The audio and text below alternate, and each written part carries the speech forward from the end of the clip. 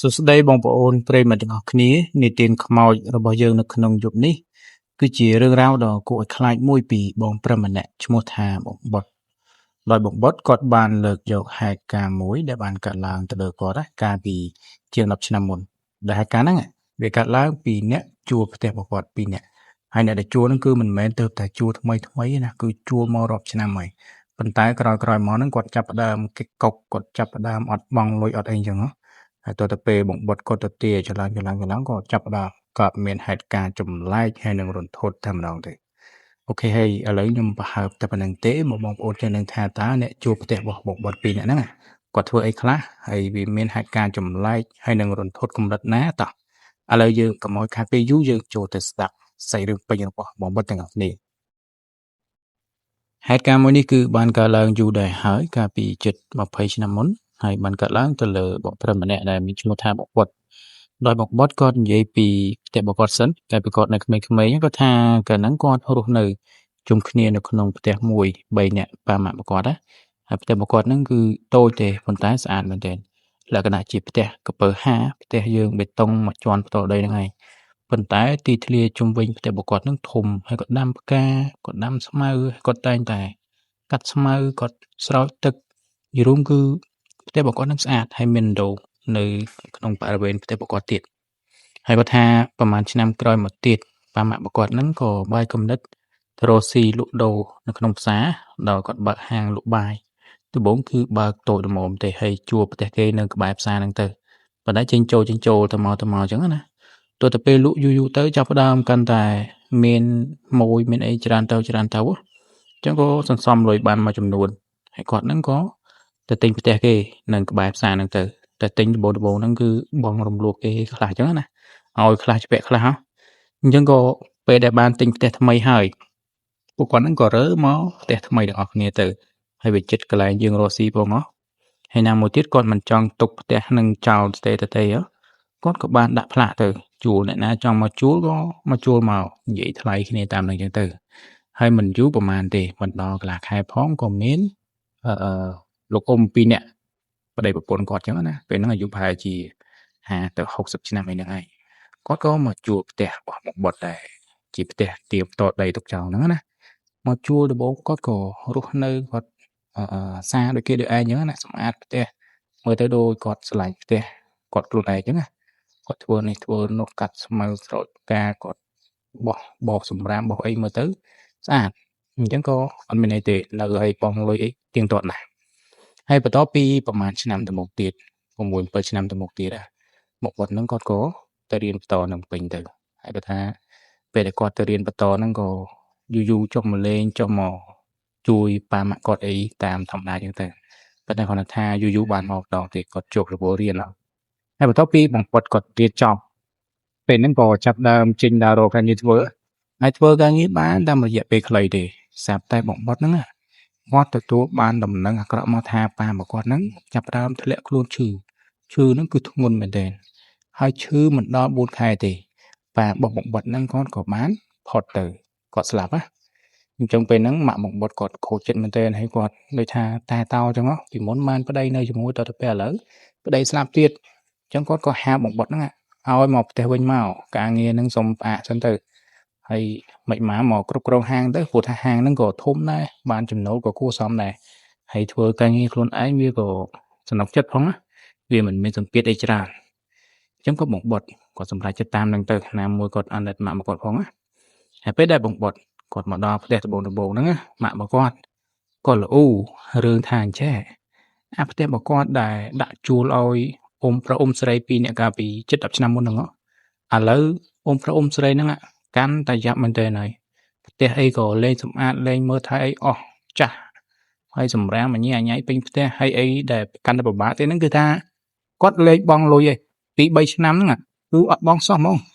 គាត់មិនថាគាត់អត់បងទេណាតែយើងទៅសួរចឹងគាត់ថាអត់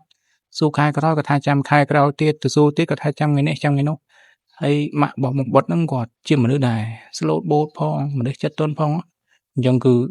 ថ្លៃផ្ទះហ្នឹងខានយកឡើង2-3ឆ្នាំហើយឥឡូវកូនគាត់មកអញ្ចឹងគាត់ចង់ប្រើឲ្យកូនមកគាត់ហ្នឹងតែទាឲ្យបានមើលអាថ្លៃផ្ទះហ្នឹងបើថាមិនកើតទេឲ្យដេញចេញហ្មងទៅមិននៅមិនអីទេ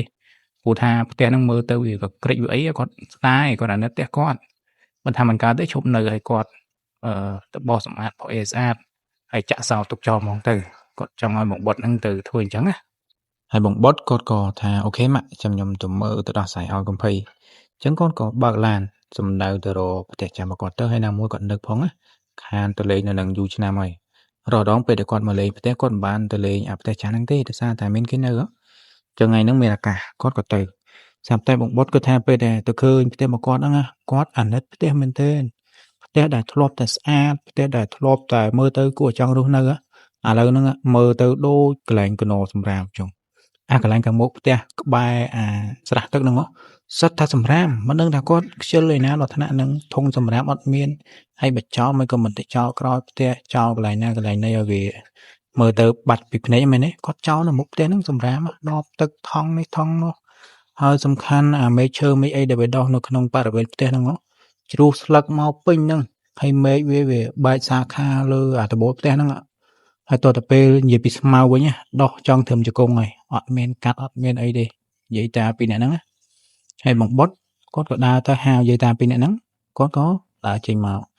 បងបុតគាត់ក៏សួរថាតើខែណាបាទបងលុយឬម៉ាក់របស់គាត់ថាខានបងមកច្រើនខែណាបានពេលហ្នឹងនិយាយតាមពីអ្នកហ្នឹងគាត់ថាគាត់សុំកន្លះខែទៀតបានអត់ឥឡូវហ្នឹងពួកគាត់ឈឺអត់បានចេញទៅលក់ដូរទេអត់សូវមានលុយទេណាហើយបងបុតគាត់អត់ចង់និយាយច្រើនទេគាត់ថាឥឡូវកន្លះខែឲ្យច្បាស់ថាកន្លះខែចាំដល់ពេលហ្នឹងគាត់នឹងមកយកលុយនឹងម្ដងទៀតឲ្យប្រកាសថាបានហើយបងបុតគាត់ផ្ដាំពីរឿងដែលត្រូវមើលថាផ្ទះនេះផ្ទះឲ្យជួយបោសសម្អាតឲ្យស្អាតយើងនៅឲ្យស្អាតកុំនៅធ្វើដូចមិនជារបស់យើងនៅធ្វើដូចនៅកន្លែងសាធារណៈអញ្ចឹងអត់ការទេត្រូវបោសសម្អាតសម្រាមហ្នឹងប្រមូលចោលហើយស្មៅអីកាត់ផងហើយអារឿងមេឃឈើហើយនឹងផ្ទះដែលវារបកថ្នាំហ្នឹងចាំគាត់ឲ្យជាងមកចាត់ការឲ្យជាងមកលាបថ្នាំថ្មីឲ្យអ្នកដែលមានម៉ាស៊ីនងោមគេមកកាត់មេឃវាខ្លះអញ្ចឹងទៅហើយតាហ្នឹងគាត់ត្រូវមកបោសសម្អាតមកកាត់ស្មៅកាត់អីស្អាតហើយអ្នកជួលផ្ទះរបស់គាត់ហ្នឹងក៏អរគុណអារឿងដែលបងបុតគាត់ជួយពជាពេលថ្លៃបងផ្ទះហ្នឹងហើយគាត់ថាចាំគាត់បោសសម្អាតឲ្យស្អាតចឹងក៏បងបុតគាត់ត្រឡប់មកផ្ទះវិញមកទាំងដែរដៃទៅទេអត់មានបានទទួលលុយអី100ទេហើយគាត់ថាប្រហែលជាកន្លះខែក្រោយមកទៀតពេលហ្នឹងគឺដល់ពេលដែលគាត់និយាយជាមួយនឹងនិយាយតាមពីអ្នកហ្នឹងណាថាត្រូវទៅយកលុយអញ្ចឹងបងបុតគាត់ក៏បើកឡានទៅហើយដល់ទៅពេលបើកទៅដល់ផ្ទះហ្នឹងក៏ហៅនិយាយតាមពីអ្នកហ្នឹងចេញមកក៏ពួកគាត់ហ្នឹងសុំពជាពេលទៅមុខទៀតថាសុំមួយខែទៀតហើយបងបុតគាត់ថាសុំពជាពេលហ្នឹងគាត់ខឹងមួយរឿងហើយដល់ទៅពេលគាត់ឃើញផ្ទះរបស់គាត់វានៅតែក៏ក្រិចដដែលហ្នឹងគាត់រឹតទៅខឹងទៀតហើយបងបុលគាត់ក៏ប្រាប់ទៅគាត់ថាឥឡូវហ្នឹងអត់ការទៀតទេគាត់អត់យកយកទេហើយអាថ្លៃបងផ្ទះហ្នឹងត្រូវតែបងឲ្យឥឡូវហ្នឹងបើគ្មានលុយបងទេរើអីវ៉ាន់ចេញទៅហើយតាហ្នឹងគាត់ចាប់ផ្ដើមនិយាយរឿងខឹងមកបងបុលវិញគាត់ថាអាអូនលុយអាអូនឯងច្រើនណាស់បើកហាងបើកអីមានលុយមកកណោហើយអាអូនឯងក៏ចិត្តអាក្រក់ម្ល៉េះលុយតិចតួចប៉ុណ្ណឹងអូនឯងឲ្យតាអត់បានទេអីគាត់និយាយលក្ខណៈថាតឡើងសលេងទៀតណាជពាក់គេហើយសឡុតម្ចាស់លុយគេទៀតហើយមកបុតពេលហ្នឹងគាត់ខឹងមែនតើណានឹងញ័រដៃគាត់ថាបើក្មេងគាត់វ័យមកប៉ុន្តែសិតតែចាស់អញ្ចឹងគាត់បានតែត្រឹមតែទ្រាំអញ្ចឹងណាហើយគាត់ថាចាំមើលតែឯងចាំមើលហើយគាត់ក៏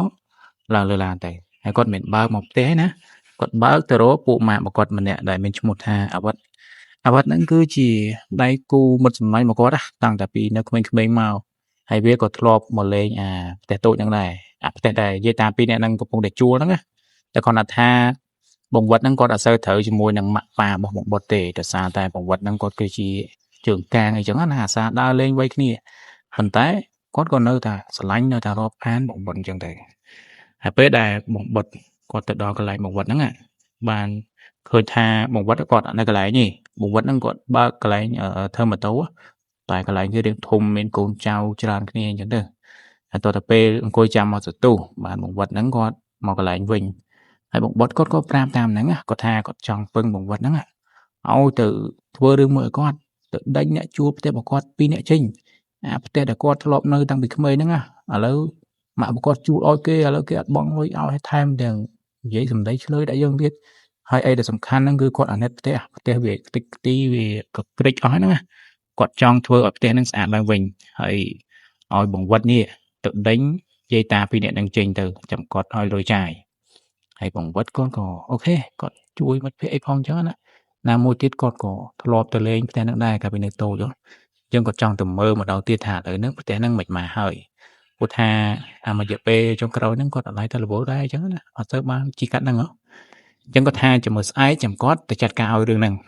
ហើយលុះយើងកាត់មកដល់ស្អែកឡើងណាពេលល្ងាចបានបងវត្តហ្នឹងគាត់ទេទៅរកបងវត្តដៃគូប្រកបដែលគាត់ទៅពឹងមុនហ្នឹងតែទៅសួរថាមកយាយយាយតាពីរនាក់ហ្នឹងចេញបាននៅបានបងវត្តហ្នឹងគាត់ថាចេញស្អីអើយនៅដដែលហ្នឹងគាត់ថាគាត់មិនដែលជួបមនុស្សណាដែលមុខក្រាស់ថាមិនឈឺអញ្ចឹងទេគាត់វាសឹងតែថាទ្រាំមិនបានម្ដងណាប៉ុន្តែគាត់សន្យាជាមួយនឹងបងវត្តថាហើយទុកពេលឲ្យអញមួយថ្ងៃទៀតស្អែកឡើងហ្នឹងអញនឹងទៅចាត់ការម្ដងទៀតហើយចាំមើលដឹងតែ 100% យាយតាពីរនាក់ហ្នឹងដឹងតែចេញហើយចឹងក៏បងវត្តមិនដឹងថាបងវត្តហ្នឹងគាត់ចង់ធ្វើអីណាប៉ុន្តែធ្វើអីក៏ធ្វើទៅឲ្យតាយាយតាពីរនាក់ហ្នឹងចេញគាត់ខឹងផងគាត់ចង់ទៅនៅផ្ទះហ្នឹងវិញផងចង់សម្អាតផ្ទះហ្នឹងវិញផងណាចឹងក៏ទុកឲ្យបងវត្តហ្នឹងចាត់ការទៅហើយលុះស្អែកឡើងពេលល្ងាចបានគាត់ទេទៅបងវត្តម្ដងទៀតបងវត្តហ្នឹងគាត់ក៏ថាយាយតាពីរហ្នឹងគាត់ចេញបាត់ហើយលេងនៅលេងអីហើយអាចមកផ្ទះបានមកធ្វើមិនក៏មកធ្វើទៅហើយពេលដែលបងវត្តគាត់ទៅដល់ផ្ទះប្រកបហ្នឹងណាស្អែកឡើងពេលល្ងាចហ្នឹងគាត់ក៏ឃើញថាផ្ទះប្រកបហ្នឹងវានៅតែក៏ក្រិចនៅតែអីដដែលទេប៉ុន្តែយាយតាពីរនាក់ហ្នឹងគាត់ចេញទៅបាត់ហើយចេញដូចបងវត្តគាត់ប្រាប់មែនចឹងគាត់ចាប់ផ្ដើមដើរមើលដើរសង្កេតចឹងណាថាតើផ្ទះហ្នឹងត្រូវជួសជុលកន្លែងណាខ្លះត្រូវដូរកន្លែងណាត្រូវថែមថយកន្លែងណាខ្លះគាត់ដើរមើលមកត្រួសទៅគឺវាខូចខាតច្រើនគួរសមដែរណាដោយសារតែយាយតាពីរនាក់ហ្នឹងគាត់នៅយូរឆ្នាំដែរហើយគាត់អត់មានដែរមើលថែអីសោះហ្មងគាត់នៅឲ្យតាបានអញ្ចឹងណាអញ្ចឹងបងបុតគាត់ក៏ហៅជាងមកឲ្យមកជួសជុលផ្ទះរបស់គាត់លាបថ្នាំដូរក្បឿងអាកន្លែងដែលវាមានមែកឈើគ្របពីលើអាកន្លែងខ្លះក៏វាបាក់ក្បឿងបាក់អីឲ្យជាងមកធ្វើថ្មីហើយរៀបចំយីរួមគឺធ្វើឲ្យផ្ទះហ្នឹងស្អាតដូចដើមវិញហើយរឿងលុយកាក់អីគាត់អត់បញ្ហាទេដោយសារតែដូច5អញ្ចឹងហាកបាយរបស់គាត់ហ្នឹងវាធំរីកចម្រើនមានភ្ញៀវមានម៉ូចច្រើនណាអញ្ចឹងលុយគាត់វាក៏ច្រើនទៅតាមហ្នឹងបន្ទាប់ពីគាត់ហៅជាងមកប្រាប់ជាងអស់ហើយគាត់ក៏បើកឡានទៅកន្លែងជាងរបស់បងវត្តដែលគាត់ជួលកាលពីថ្ងៃមុនថាឲ្យទៅស្រេអ្នកជួលផ្ទះរបស់គាត់ហ្នឹងអញ្ចឹងគាត់ទៅជួបបងវត្តហើយឲ្យលុយបងវត្តហ្នឹងមួយចំនួនដើម្បីឲ្យគាត់ទិញស្រាទិញអីផឹកជុំកូនចាំរបស់គាត់ចឹងទៅអញ្ចឹងបន្ទាប់ពីបានជួបគ្នាបាននិយាយលេងផឹកស៊ីជាមួយបងវត្តហើយគាត់ក៏ត្រឡប់មកជួយការងារមកគាត់វិញជួយធ្វើតាមធម្មតាចឹងទៅហើយលុះពេលដែលប្រហែលថ្ងៃក្រោយមកគាត់ក៏ទៅមើលផ្ទះរបស់គាត់ម្ដងទៀតណាថាតើធ្វើឲ្យបានប៉ុណ្ណាវាស្អាតប៉ុណ្ណាប៉ុណ្ណីហើយហើយស្អាតតែគាត់ទៅសារនេះគាត់ថាឃើញផ្ទះរបស់គាត់ហ្នឹងវារីកចម្រើនច្រើនជាងមុនស្អាតជាងមុនច្រើនដែរប៉ុន្តែគាត់បានទទួលពាក្យផ្លាច់ពីជាងដែលគាត់ជួបមកធ្វើហ្នឹងដល់ជាងហ្នឹងគេប្រាប់ថាមានរឿងចម្លែកកើតឡើងរហូតគឺពេលខ្លះដល់ពេលដែលគាត់ចូលមកក្នុងផ្ទះហ្នឹងធ្វើព្រលឹមឡើងគាត់ថាឃើញមានដានជើងដើរពេញផ្ទះរបស់បងបុតហ្នឹងគឺជាផ្ទះដែលចាក់បេតុងបងប្អូនអញ្ចឹងតទៅពេលយើងមានសើមជើងសើមអីឬមួយក៏ជើងប្រឡាក់ផុកអីដើរកាត់ហ្នឹងវាឃើញច្បាស់ហ្មងឃើញដានជើងដូចមនុស្សយើងទៅតែងើបមកពីបាតដងហើយជើងសើមប្រឡាក់ផុកអីដើរពេញផ្ទះអញ្ចឹងណាហើយពេលហ្នឹងជាងក៏ឆ្ងល់ថាអាហ្នឹងគឺជាដានជើងអ្នកណាគេហើយជាងពេលខ្លះក៏ថាពេលដែលធ្វើឬសូរសលេងមនុស្សយំអស់ពីយំធំក្លិនស្អុយវាទៅមកអញ្ចឹងណាអាយំស្អុយហើយនឹងឃើញដានជើងហ្នឹងត្រឡប់តលិនទៅមកជួនកាលឃើញដានជើងជួនកាលធំស្អុយជួនកាលឮសលេងយំអញ្ចឹងទៅមកអញ្ចឹងណាហើយបងបុតគាត់ក៏អត់មានខ្វល់ទេគាត់ថាអូអាហ្នឹងវាគ្រាន់តែជារឿងចៃដន្យទូទៅអីអញ្ចឹងមិនទៅខ្វល់ច្រើនទេសំខាន់ធ្វើលឿនទៅឆាប់ចប់ឆាប់បានបើកលុយអញ្ចឹងជាងហ្នឹងគាត់ក៏បន្តធ្វើការរហូតដល់ចប់ទៅអត់មានដូចថាធ្វើពាក់កណ្ដាលទីឈប់អីណាធ្វើចប់ហើយផ្ទះរបស់គាត់ហ្នឹងក៏ស្អាតវាមិនដូចដើម 100% ទេប៉ុន្តែក៏បានសឹងថា 95% ដែរណាមើលទៅវាគួរចង់រស់នៅដូចកាលពីមុនវិញហើយបងបុតហ្នឹងគាត់ក៏នឹកឃើញថាបើគាត់មកនៅកន្លែងហ្នឹងប្រហែលជាស្រួលពួកគាត់ចូលចិត្តស្ងប់ស្ងាត់ហើយតទៅពេលព្រឹកឡើងថ្ងៃឡើងអីគាត់ទៅជួយធ្វើការមកគាត់ធម្មតាអញ្ចឹងណាជួយលក់ជួយដូរហើយយប់ឡើងគាត់ក៏មកដេកនៅក្នុងផ្ទះហ្នឹងហើយបងបុតក៏ថាដេកពីបើយប់ដំបូងដូចជាអត់មានឃើញហេតុការណ៍អីចម្លែកទេប៉ុន្តែប្រហែលថ្ងៃក្រោយមកគាត់ថាអំឡុងពេលយប់គាត់ដេកហ្នឹងស្រាប់តែគាត់ធំក្លិនស្អុយមកភាអញ្ចឹងទៅក៏បាត់ស្អុយមកភាទៀតអញ្ចឹងក៏បាត់វាមិនមែនធំក្លិនមករហូតទេណា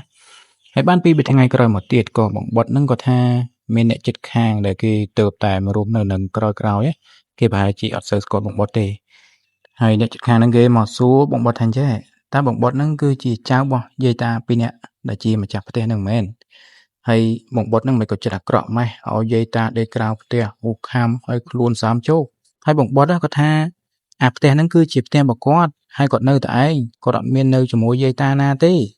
ហើយដល់ទៅពេលឮបងបុតប្រាប់មកអញ្ចឹងអ្នកចិត្តខាងហ្នឹងគាត់ធ្វើមុខឆ្ងល់អញ្ចឹងណាហើយបងបុតគាត់អត់ចង់និយាយចង់បកស្រាយអីច្រើនទេគាត់ក៏ដើរចូលមកក្នុងផ្ទះរបស់គាត់ទៅហើយគាត់ថាយប់ហ្នឹងគាត់ដេកប្រហែលជាម៉ោង11ម៉ោង12យប់ហ្នឹងគាត់ស្រាប់តែមានអារម្មណ៍ថាតឹងទ្រូងតឹងដកទៅហើមាត់រួចដូចចង់កាំងបេះដូងហើយស្រាប់តែគាត់ថាមានអារម្មណ៍ឈឺទៀតនៅលើទ្រូងរបស់គាត់ហ្នឹងដូចគេយកជើងមកជន់ឬមួយក៏យករបស់អីធ្ងន់មកដាក់លើទ្រូងគាត់អញ្ចឹងហើយគាត់ថាអំឡុងពេលដែលឈឺហ្នឹងគាត់ស្រាប់តែឮសូរសលេងមនុស្សដើរនៅក្នុងផ្ទះរបស់គាត់ហ្នឹងសលេងលក្ខណៈដូចយើងដែរសើមបងប្អូនខ្លួនសើមជុកឲ្យដើរពេលដែលយើងខ្លួនសើមហើយស្លៀកខោស្លៀកអីយើងដើរហ្នឹងគឺវាឮសូរខុសពីយើងដែរខ្លួនស្ងួតមែនទេយើងស្ដាប់ទៅដឹងហ្មងហើយបងបុតក៏ថាអត់មានឃើញអីទេប៉ុន្តែឮសូរសលេងហើយបានមកទទួលក្រោយមកទៀតបងបុតនឹងក៏ថាគាត់ចាប់ដើមថប់ទ្រូងពេកតឹងទ្រូងពេកគាត់ក៏ស្លាប់ទៅគាត់គិតថាប្រហែលជាស្លាប់បាត់ណាអាក្នុងចិត្តរបស់គាត់ប៉ុន្តែតទៅពេលគាត់ដឹងខ្លួនមកម្ដងទៀតពេលហ្នឹងគឺព្រឹកបាត់ហើយគាត់សប្បាយចិត្តដែរដល់យុគមិញហ្នឹងវាអត់កើតអីគាត់គិតថាខ្លួនមកគាត់នឹងកើតជំងឺបេះដូងអីចឹងទៅហើយតទៅពេលបងបុតគាត់ភ្ញាក់ឡើងមកអីដែលគាត់ភ្ញាក់ផ្អើលហ្នឹងគឺគាត់ថាអញ្ចេះនៅក្នុងផ្ទះរបស់គាត់ហ្នឹងលើការ៉ូហ្នឹងគឺឃើញមានស្នាមដានជើងមនុស្សគឺលក្ខណៈមនុស្សយើងដែលងើបមកពីបានដងដែលជើងជាប់ផុកហើយដើរក្នុងផ្ទះអញ្ចឹងវាមិនឃើញជាប់ដានជើងហើយដានជើងហ្នឹងគឺដានជើងមនុស្ស2នាក់វាដើរផ្លូវ2អីចឹងទៅហើយសំខាន់គឺនៅលើទ្រូងបងបុតនេះមានផុក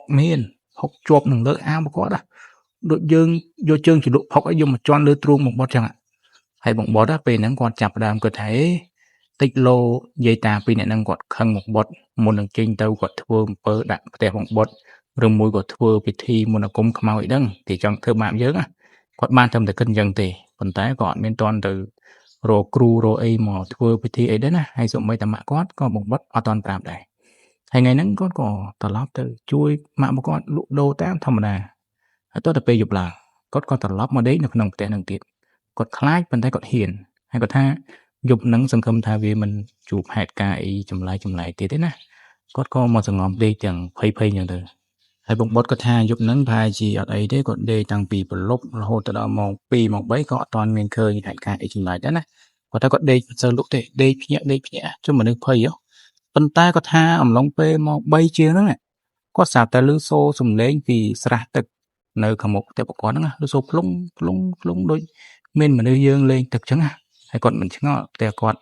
មានសោរបងមានអីត្រឹមត្រូវដែរអ្នកណាគេមកចុះលេងទឹកនៅក្នុងផ្ទះរបស់គាត់អញ្ចឹងក៏បងបុតហ្នឹងគាត់ក៏លាស់ពងនន់ចេញទៅហើយមើលតាមប្រួចបានពេលហ្នឹងបងបុតគាត់ឃើញថាមានសមោលខ្មៅ2នាក់កំពុងតែហែទឹកក្នុងដុំរបស់គាត់ហែលិចដូចថាគាត់ជំមុចអស់ពីជំមុចចឹងគាត់ងើបគាត់ជំមុចទៅមក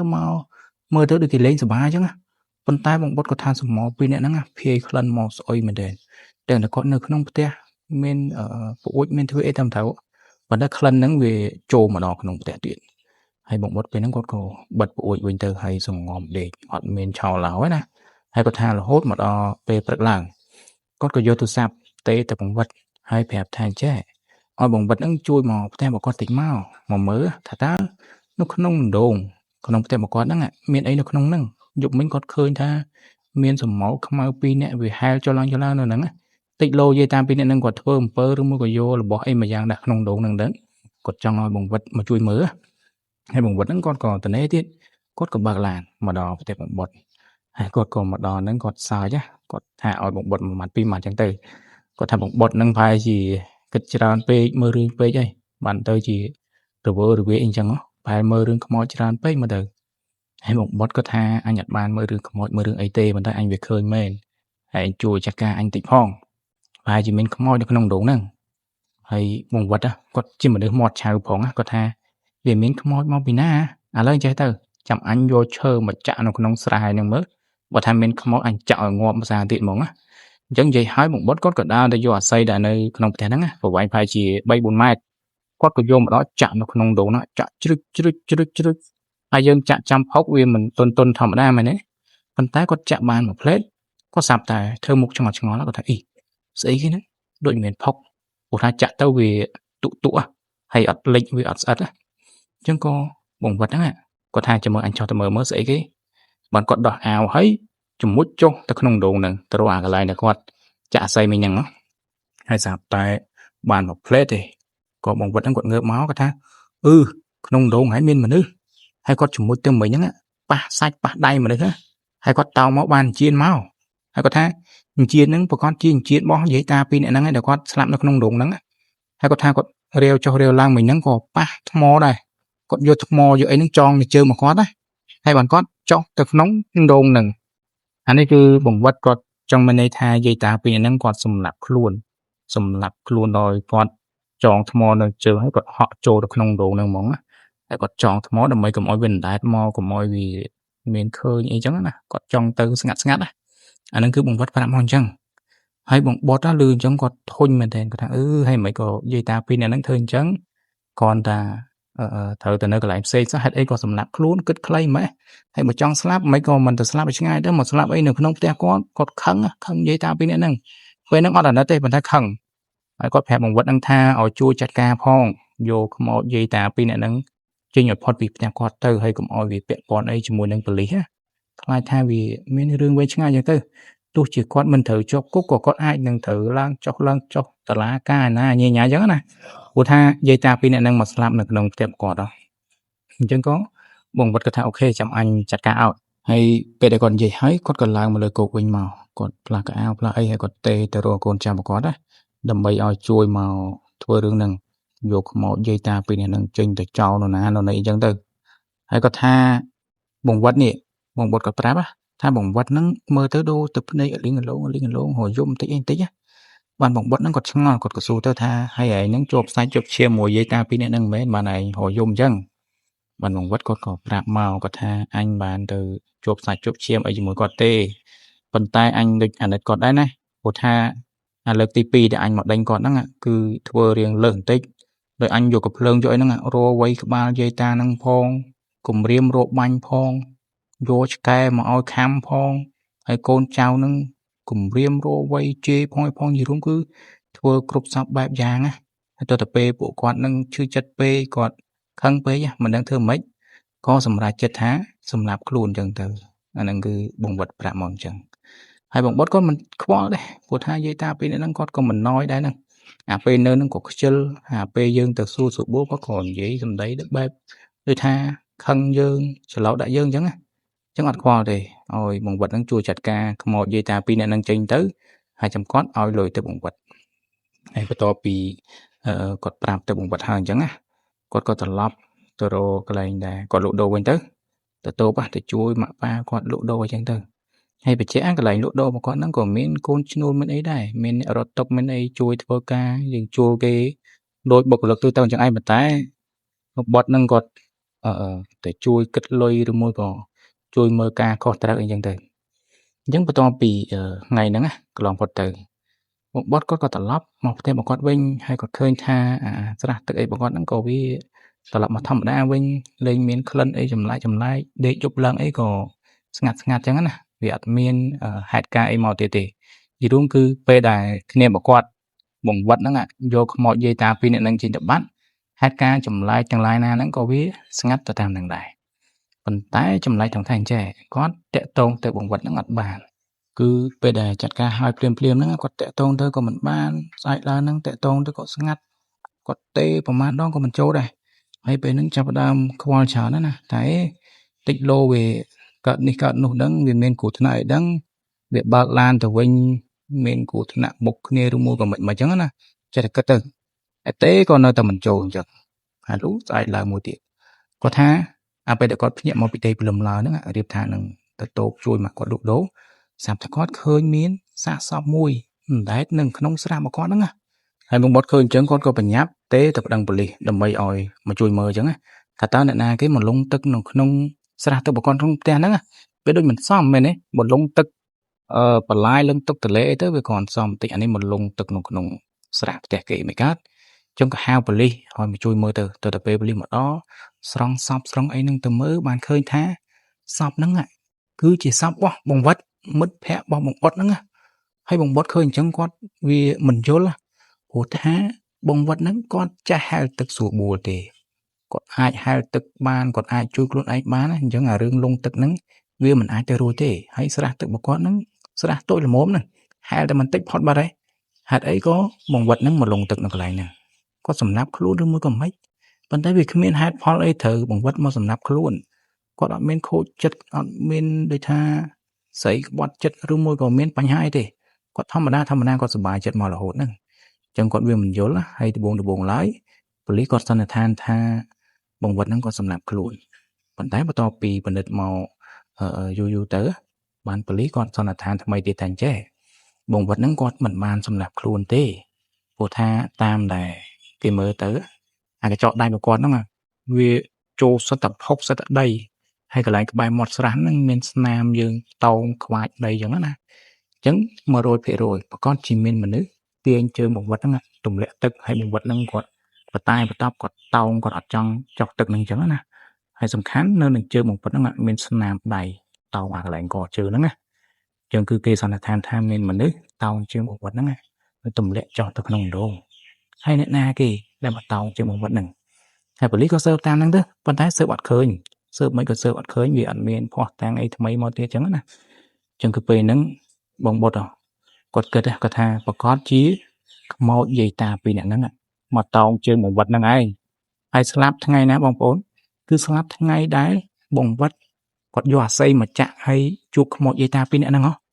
ហើយមិនបានបងបុតគាត់ដឹងថាស្លាប់ពេលហ្នឹងដោយសារតែគាត់ចំណាំខោអាវអាខោអាវដែលថ្ងៃបង្វឹកមកផ្ទះរបស់បង្បុតហ្នឹងថ្ងៃដែលបង្បុតទេហាប្រាប់ថាឲ្យមកជួយមើលមានខ្មោចមិនអីក្នុងដងគឺខោអាវដដែលស្លៀកក្នុងថ្ងៃហ្នឹងឯងអានេះគាត់មិនយល់ដែរណាប្រហែលជាអាពេលដែលបង្បុតគាត់ទៅជួយម៉ាក់គាត់លក់ដូរហើយបង្វិតនៅតែឯងស្រាប់តែខ្មោចយាយតាពីរនាក់ហ្នឹងឡើងមកពីស្រះទេអញ្ចឹងអាហ្នឹងយើងក៏មិនដឹងដែរបងប្អូនមែនទេឬមួយក៏បង្វិតហ្នឹងគាត់ចោះទៅទៀតហើយបានយាយតាពីរនាក់ហ្នឹងគាត់ទាញឬមួយក៏មិនអញ្ចឹងយើងវាអត់ដឹងច្បាស់ដែរបានត្រឹមតែស្មានអញ្ចឹងណាហើយបងប្អូនយល់ឃើញថាម៉េចដែរបង្វិតហ្នឹងគាត់ស្លាប់ដោយសារតែមូលហេតុអីដែរស្លាប់ដោយសារតែគាត់ខ្យល់កធ្លាក់ទឹកឬមួយក៏ស្លាប់ដោយសារតែខ្មោចមកទាញជើងគាត់បងប្អូនចាំជួយខមមិននៅខាងក្រោមវីដេអូមួយនេះផងណាអូខេអញ្ចឹងសាច់រឿងថ្ងៃនេះមានតែប៉ុណ្្នឹងទេបងប្អូនហើយបងប្អូនយល់ឃើញមិនដែរពីនិយាយតាពីរនាក់ដែលមកជួបផ្ទះបងបុតហ្នឹងគិតថាគាត់គួរឲ្យអាណិតអត់ហើយគាត់ធ្វើបែបហ្នឹងវាត្រូវអត់ហើយបងបុតហ្នឹងគាត់ខុសអត់ខ្ញុំអត់ហ៊ានវេតម្លៃឬមួយក៏ថាម៉េចណាចាំឲ្យបងប្អូនអ្នកកាត់សេចក្តីនៅក្នុងរឿងហ្នឹងប៉ុន្តែខ្ញុំគិតថាយាយតាពីរនាក់ហ្នឹងក៏មិនត្រូវបងបុតហ្នឹងគាត់ក៏ជ្រុលនិយាយរួមគឺខុសទាំងអស់គ្នាគាត់ថាអ្នកខ្លះខុសតិចអ្នកខ្លះខុសច្រើនដល់យាយតាពីរនាក់ហ្នឹងគាត់ជួបផ្ទះគេយើងត្រូវតែសម្អាតផ្ទះគេផងមិនអាងតែផ្ទះគេយើងធ្វើមិនក៏បានផ្ទះគេធ្លាប់តែស្អាតទៅពេលយើងទៅជួបផ្ទះគេបែរមកជាមើលមិនយល់តិចទីអស់ដូចកន្លែងចាក់សម្រាមអញ្ចឹងហ្នឹងម្ចាស់ផ្ទះណាគេសប្បាយចិត្តជាមួយយើងហើយសំខាន់យើងអត់មានលុយបង់ឲ្យគេទៀតហើយបើមិនមានលុយបង់ក៏បងបុតហ្នឹងគាត់ក៏មិនទៅទៀមទាអីដែរណាគាត់ថាសុំឲ្យត្រឹមតែចេញពីផ្ទះមកគាត់ទៅប៉ុន្តែយាយតាពីរនាក់ហ្នឹងគាត់មិនចេញទៀតហើយគាត់ថែមទាំងសក់ឲ្យបងបុតហ្នឹងទៀតស្ដីឲ្យវិញអញ្ចឹងគាត់ថាបងបុតហ្នឹងលុយមកកណោហើយហេតុអីក៏មកចង់បានពីគាត់ទៀតចង់បានមិនបើយើងជួផ្ទះគេបើយើងជួកន្លែងផ្សេងក៏គេយកលុយយើងដែរអាហ្នឹងវាអញ្ចឹងមែនទេបងប្អូនហើយបងបុតហ្នឹងគាត់គ្រាន់តែចង់បានផ្ទះរបស់គាត់វិញហ្នឹងហើយកន្លែងនេះខ្ញុំយកអារម្មណ៍បងបុតព្រោះថាខ្ញុំកាលពីមុនមកខ្ញុំក៏ធ្លាប់ជួលផ្ទះដែលនៅហ្នឹងឲ្យគេដែរកាលហ្នឹងគឺគេជួលធ្វើកន្លែងដូចជាផលិតទឹកត្រីអីមិនដឹងហើយផ្ទះពីដំបូងមកស្អាតធម្មតាទេប៉ុន្តែតទៅពេលគេជួលអាអ្នកជួលនឹងខ្ជិលដូចគ្នាខ្ជិលដូចយាយតាពីរនាក់ហ្នឹងអញ្ចឹងយូរទៅអត់មានទៅកាប់ឬមួយក៏ទៅទិញខ្ជុងអីណាដកបកគោលបងដុតហ្មងហើយទីធ្លាផ្ទះអីមើលយកលេស្មៅដោះត្រឹមជង្គង់យរូបគឺស្តៀងមកបត់ហ្នឹងដូចគ្នាហើយក្នុងដងវិញដងនៅក្នុងបរិវេណដីដូចតែមកបត់ចឹងផ្ទះខ្ញុំហ្នឹងហើយគេចោលសម្រាមចោលឲ្យក្នុងហ្នឹងដបអីប៉ុណ្ណាដប8ហ្នឹងបោះចោលក្នុងហ្នឹងទៀតយរួមគឺក៏ក្រិចខ្ជិលហើយខូចហ្មងអាហ្នឹងគឺជារឿងរ៉ាវរបស់ខ្ញុំហើយហេតុការណ៍នេះវិញមកបត់គាត់មិនបានថាចង់ទៅឲ្យយាយតាពីរនាក់ហ្នឹងគាត់ស្លាប់អីទេគាត់គ្រាន់តែចង់ឲ្យចេញពីផ្ទះរបស់គាត់ បើមិនបង់លុយក៏អត់ទេចេញទៅគាត់មិនគិតរឿងលុយកាក់ហ្នឹងទេគាត់គ្រាន់តែចង់ធ្វើឲ្យផ្ទះគាត់ស្អាតដូចកាលពីមុនវិញអីចឹងណាតែនិយាយតាពីរអ្នកហ្នឹងគាត់អត់ចង់ចេញហើយគាត់ត្រូវបានបង្វឹកមិត្តភ័ក្តិបុតនឹងធ្វើបាបគាត់ខឹងក៏សម្លាប់ខ្លួននៅក្នុងផ្ទះហ្នឹងហ្មងទៅហើយគាត់មកចងកម្មចងពៀចង់មកធ្វើបាបគេចឹងណាប៉ុន្តែធ្វើបាបបុតអត់បានបែរទៅជាធ្វើបាបបង្វឹកនៅវិញបង្វឹកហ្នឹងក៏ធ្វើមកស្លាប់ដោយសារតែនិយាយតាពីរអ្នកហ្នឹងហ្មងទៅអានេះបើយើងមើលតាមផ្លូវអបិយជំនឿបងប្អូនប៉ុន្តែបើយើងគិតតាមផ្លូវទូទៅអីប្រហែលជាបង្វឹកហ្នឹងគាត់គាំងបេះដូងគាត់ល្អិលជើងធ្លាក់ទៅស្លាប់គាត់លមូលកពើគាត់ឡើងមកអត់រួចវាអាចអញ្ចឹងប៉ុន្តែបើយើងគិតតាមជំនឿប្រហែលជាយាយតាពីរអ្នកហ្នឹងគាត់ឡើងមកទាញជើងបង្វឹកឬមួយក៏ពេលបង្វឹកគាត់ចោះទៅរាវស្អី